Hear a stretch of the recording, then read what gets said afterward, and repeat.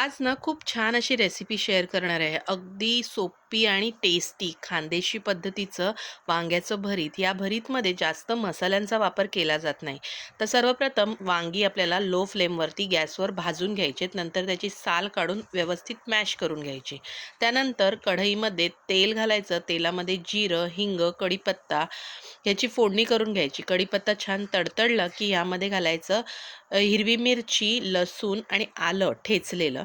ते व्यवस्थित परतलं की एक मोठ्या आकाराचा कांदा घालायचा आणि व्यवस्थित गोल्डन ब्राऊन होईपर्यंत परतून घ्यायचं. नंतर यामध्ये जे आपण वांगं मॅश केलेलं आहे ते घालायचं. त्यानंतर त्यामध्ये थोडीशी हळद, धणे-जिरे पावडर आणि जाडसर ठेचून घेतलेलं शेंगदाण्याचं कूट घालायचं. व्यवस्थित मिक्स करायचं. चवीनुसार मीठ घालून झाकण ठेवून एक 5 मिनिटाची वाफ काढायची. वरनं कोथिंबीर पेरून घ्यायची आणि आपलं झटपट असं खानदेशी पद्धतीचं वांग्याचं भरीत तयार आहे. तर कशी वाटली रेसिपी कमेंट करून नक्की सांगा. बाय.